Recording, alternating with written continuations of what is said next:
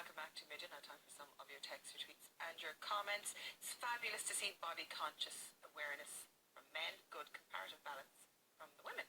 That's good. That's why we have them there, because they're so wise about everything. You something that you have to do right now. Oh yeah, I have to say hello to Fionn, which guy was that one there? And he asked me to bring on his little Lego man. Oh, there you are. What age is he? This guy. What? You're tired, for God's sake. He'll be 3 next week. So you just wanted to see his favourite toy on telly? Hi, Isn't that so cute? That's absolutely adorable.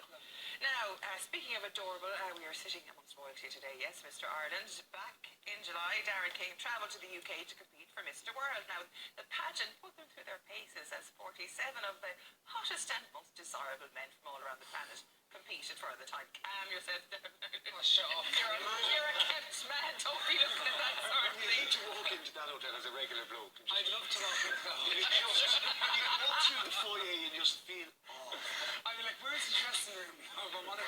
You're looking at the girl who I was compared for Miss Ireland for the last 3 years, and that's some crack when you're size 16, let me tell you. Anyway, you had to do these mad things. I thought it was all about this. Here I am walking around the place in my suit, and I look lovely in a suit, and look at me in my Speedos, aren't I fabulous? And then you had to do crazy stuff. Oh, yeah.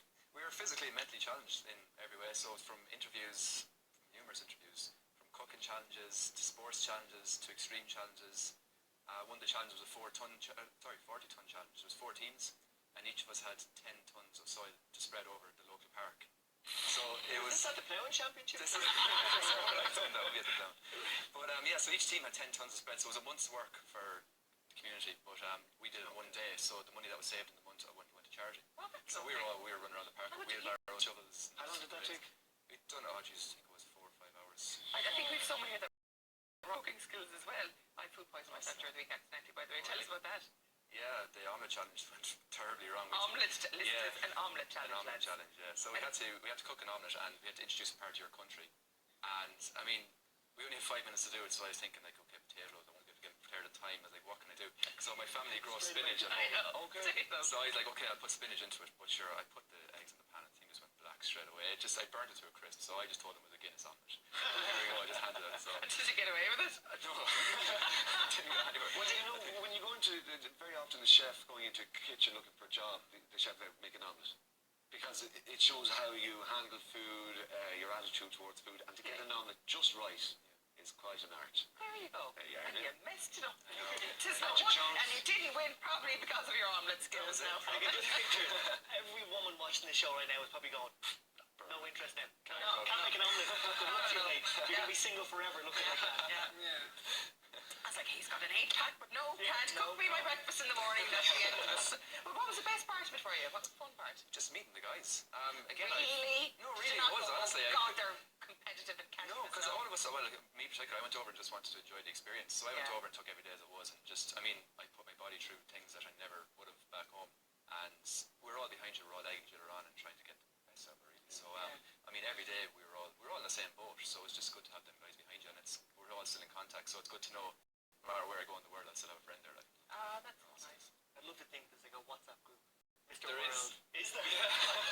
Hughie! How many contestants was there?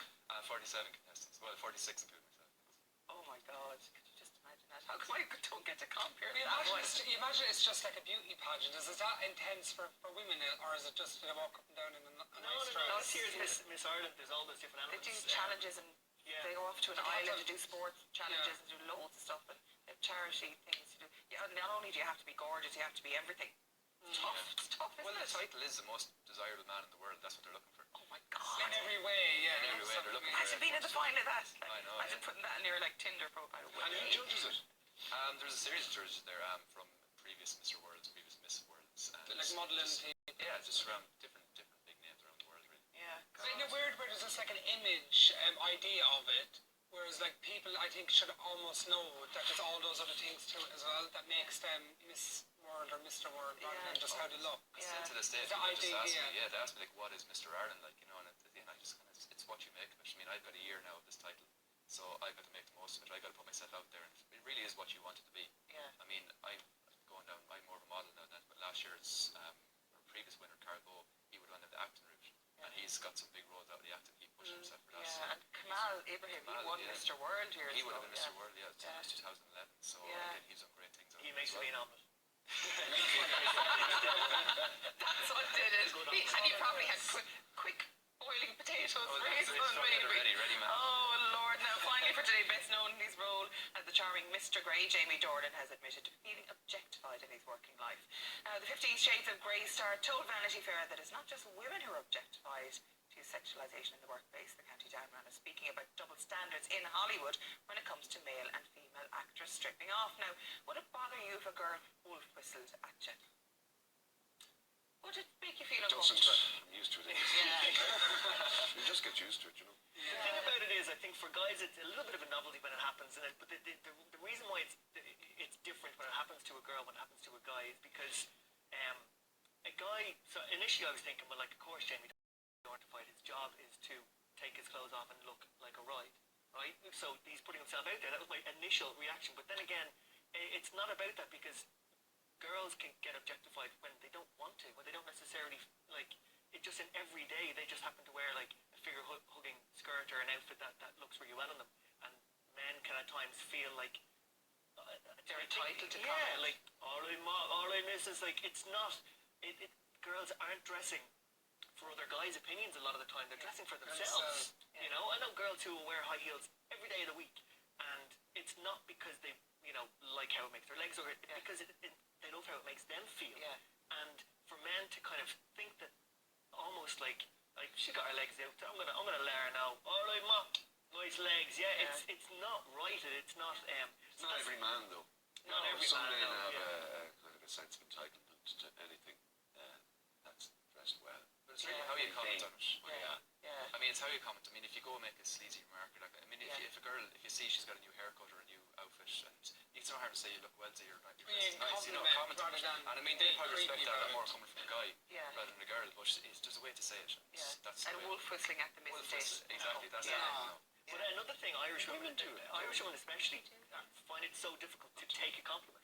Yeah. If you just give a compliment to a girl, a lot of the times it'll be like, oh, shut up, player. They won't just accept it. Whereas it's not like that. Like say an American girl, if you could say you look great today, she would be like, oh, thank you. Yeah. Which is even more annoying. The way they do it. Well, really, I've been doing it. But you can't. Irish people generally aren't good at taking compliments. And it's very important to learn to take a compliment. I'm really good at taking compliments. You look fantastic. Thank you, I know already. You went too far there. You were doing good. Joking. But look, the big head now to big brother thinking No, he's there is, fantastic. But that's what happens. women and men obviously can have people come on to them like that, but if it's said nicely rather than sleazy, well then I think it's fine. And on that note, we have to leave it. We've run out of time. Thanks to all of my lovely guests here in studio.